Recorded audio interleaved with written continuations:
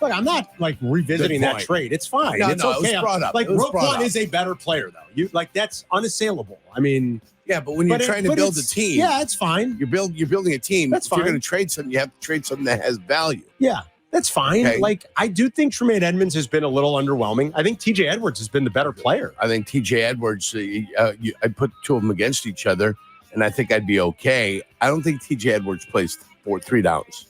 You know what I'm saying? I think Roquan's a 3-down player. Yeah, he's on the field all the time. Yeah, he for sure. Whereas I think TJ Edwards at some points comes off the field. Yeah. And Edmonds is the guy that stays on. And I'm not like going back and saying, God, that was a terrible deal. That was Nick's thought anyway. Like I always wished that the Bears could have found a way to keep Roquan, but like I've said, I kind of get what they did. They drew a line in the sand with like where their number was and what they were comfortable with for a guy that wasn't a pass rusher, as great as Roquan is. And like Jurko just said, they were trying to rebuild. So they were trying to acquire. And they and Sylvie said, don't forget there was a third player in that when you think about the pick. And Dexter's turning into a good player. So it's fine. I'm not, that wasn't my thought. That was Nick's thought. So that's, depending on how you want to grade that, like, yeah, I think because of where they were in the rebuild and how they were trying to acquire more talent, you probably put that one on the positive side of Ryan Poles' ledger. We've pointed out the things that Poles has done poorly. Yeah. We haven't been all like seashells and balloons with him. We've pointed it out. Some more willing to point it out than others. I think most of us have. I mean, I think our shows have. I know Waddle and Sylvie have. After, forget how I said it last night. After, what is that damn show called? Hard Knocks. After Hard Knocks, when he showed his emotion over. That's fine. Oh, what a tremendous man. Oh, what a tremendous individual. He just feels so much. Oh, feelings don't matter in the NFL. What matters is winning and losing. Yeah. But he's such a good human, John. What a tremendous human being. I don't care about tremendous human beings. I care about wins and losses, baby. Ideally, I'd like him to be both, like to be a great guy and to be a great GM. That's the you know what I need world. This offensive line. You know what could cure this offensive line? What? Give me 2 Richie Incognito types. This offensive line is fixed. Give me a couple of Olin Kreutzes. 2 Richie. You need an Olin Kreutz if you need a center. I'm talking about the 2 guards. Talking about the guards. You give me 2 Richie Incognitos, and poor little Jonathan Martin can go cry in his mommy's skirt. Okay, there you go. I don't know what that's got to do with anything. Boom. Give me some Incognitos. That's what I want, baby. How about like give me a John Hanna or Alan Faneca or no, because what this team needs is 2 Richie Incognitos. Oh, I don't know that that's true. I think that you need good players. And Richie Incognito was a good player. It sounds like a real jag, but he was a good player. Pro bowler. Yeah, Richie was a good player. I played with a lot of teammates. You know what they were? Jags. A lot of teammates were Jags, Carm. That's why you're not friend with every teammate you ever had. I get it. Because you couldn't stand half of them sometimes. But didn't you play with 52 Jags at one point? What's that? Yes, I did. Thank you. Bam. Thank you, Tynowitz. Good one, Abdallah. All of a sudden, out of nowhere, Tynowitz makes an appearance. That was a good one. Thank you there, kid. All right, we got to get to your Jags in a little bit at 0-2. Now they got back-to-back road games at the Bills and Texans. I think Doug Peterson said that they right now they stink, or Trevor Lawrence said they stink right now. And you know what? Trevor Lawrence is right. You might be right. 312-332 ESPN is the number. Reacting to a Bears loss in Houston. Doug Peterson might be the first coach fired if they don't turn it around. Maybe. And he's a buddy of mine. I know. Once over for a Christmas dinner. I know. Okay. 19-13 loss. Most of us had the Bears losing, but it's still 13 points. An offense that continues to really struggle to move the ball. And as I told you, the interesting note that I saw outside of the research I did about how ugly this has been and just tracking the game, I saw Bigsy make the note that the Bears are averaging the fewest yards per play through the first 2 weeks of a season in the Super Bowl era. That's not just a franchise record. That's any franchise. Ay. That is not where you want to be through 2 weeks. Eddie's on the north side on ESPN 1000. Hey, Eddie.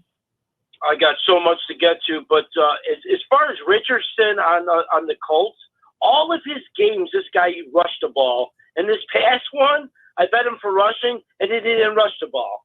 But anyway, what happened in the Bears game? Caleb Williams, first time he gets out there, beautiful. 1 second, 2 second, 2.5, bang, ball's out, completion. And then he went from 1 to, I'm sitting here counting everything. 1, 2, 3, 4, scrambling, bang, sack. And then it continued for the whole game, and that's exactly what Justin Fields used to do. That's exactly what he used to do, and that's why he lost. Bengals, my two best picks were Tampa Bay and Bengals. Nice call on Tampa. Yeah.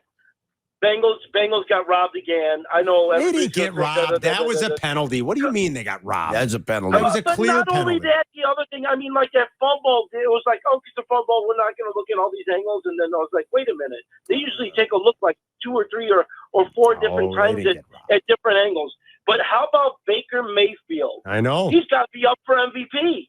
479 yards, I mean, 5 touchdowns, I know. 1 interception. He wasn't that great. He wasn't that great yesterday. I mean, he was great in the opener. He wasn't that great yesterday. But Shay was telling me, oh, Detroit's going to wallop them. I go, no, you'll see. I like Tampa to win. I love Cincinnati. I thought they should have pulled that game out too. But well, you covered both of them, so you'd be happy with that, Eddie. Thanks, Eddie. Eddie's calling to brag about his bets. You covered both of them. Nothing wrong with that. He's happy. Hard to start doing MVPs through 2 games, but you know. Yeah, let's at least get a month in. It's very difficult. And then we're like, oh, this guy looks like an MVP. Two quarterbacks have 5 touchdowns. If you did make me make a pick right now in the MVP, which is ludicrous through 2 weeks of the season, it's Josh Allen, right? Is that what you believe? Yeah. Josh Allen's your guy? I'd say Josh Allen, maybe Derek Carr. Derek Carr's down there. Baker, they both got 5 touchdown throws. Do you believe that? Sam Darnold has 4. I know. 4 touchdown throws. Geno Smith. Geno played well yesterday. Yeah. You see that fourth quarter, the drive to get them into overtime? Jared Goff's got a lot of yards. He's got 3 interceptions already this year. They're not scoring, though. The one thing he did was protect the football last year. No, not this year. Not necessarily protecting the football anymore. He threw one right to Christian Izien. That was a shorthanded Bucs secondary. That was a Bucs secondary without 2 starters. Oh, and a starting offensive line. I almost said offensive. Hockey season's around the corner, York. They were down an offensive lineman, eh? Yeah. And they still, Tampa still went on the road and won in Detroit, which is not easy. Josh Allen's passed for 371 yards, passed for 73.8% completion percentage, 8.8 yards on the average. So it's average per attempt, right, Carm? Is that how we usually do that? Exactly. So that's a pretty good average per attempt. He is at to see that. He is at per attempt. He's at 10.1 yards per. I'm sorry. That was last week. On the season, Yerk, he is at 8.8. You're right. Yards per attempt. His quarterback rating is 124.2. Yeah, that's pretty good. He has 3 passing touchdowns with no picks, and I think he has 2 rushing touchdowns as well. So I think Josh Allen's probably been your. Derek Carr leads the league in QB rating at 142. Baker Mayfield is 129. Josh Allen is 124. So he's even third there. And then Kyler Murray, after the performance yesterday, where Marvin Harrison Jr., after 1 catch and 4 yards in the first game, he exploded a little bit in yesterday's game. Had himself some tutties. So good for him. And it's too early to have knee-jerk reactions all day. It is. Let's not worry about what the first 2 weeks of the season look like. We saw what happened last year. Buffalo went 6-6 and then picked them up and put them down the rest of the year. That's right. Jacksonville was like 7-2 and crapped the bed the rest of the year. You're right. Okay. This is going to happen again this year. Some teams are going to get off to a great start and just collapse at the end of the season. Philadelphia lost their last 5 games last year, didn't they? They went 1-6, I think, in their last 7. It was terrible last year. Terrible. So let's do that. Let's identify the teams. After 4 weeks, we're going to go, these teams are for real, or these teams are, what's the other word I could use? Real? Or not real. Sleepers, keepers, sleepers. No, what's the other one that usually sue? They're for real. It's the real deal or sex appeal. I don't know. Which one is it? Buy or sell. I don't know. Real. Hot and I'm cold. I'm yes, then I'm no. I'm in, then I'm out. Well, Katy Perry for you this morning. Thank you, Yurko. Yeah. John's in Yorkville. Hey, John. Hey, Carm, Jurko. So my wife really appreciates my being able to vent with you guys. It takes me out of the foul mood around her. That's good. That's what we're here for. There you go. And anyway, I'm really worried that we are about to sacrifice this entire season strictly for Caleb's development.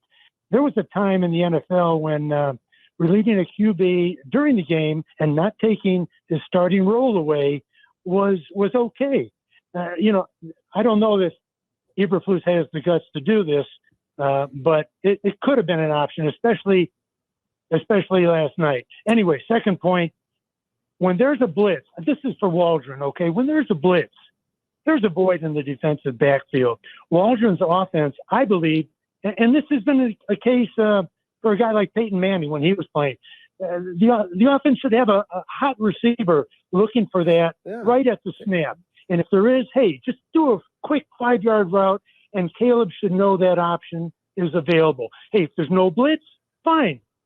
Run a called route. Well, and go ahead. Make your last point, John, then I'll respond, especially and finally, that second guys, Waldron's guy from Seattle, Gerald Everett, is not cutting it. I have seen enough bubble screens in the last 6 years to know we should never do that again and allow a 160-pound guy trying to block in front of him. Go with Kmet down the field. Thanks, guys. Thank you, John. There are hot routes there where Jurko diagnosed the grounding penalty, if you remember, in the fourth quarter and what went wrong. That's on Caleb. That's a quarterback has to recognize that. Now you cut him a little bit of slack because he's still a second. It's his second start, and right. You hope by the 15th start, and then by the 30th start next year, like those are things that Caleb can look and diagnose easily. Right, and that was a miss. Quickly, to the naked eye, there were 6 players there in the box, so they had to an empty backfield. They had to say which guy was the hot guy. They anointed number 0 as the hot guy, which meant Tevin Jenkins and the center, Coleman Shelton, are responsible for the guy in the nose and the linebacker that's behind him. Those two have him. And then Nate Davis slides and slides. So that's the 2 guys that were outside there. 4, 5, 6. And then Braxton Jones is by himself on that defensive end.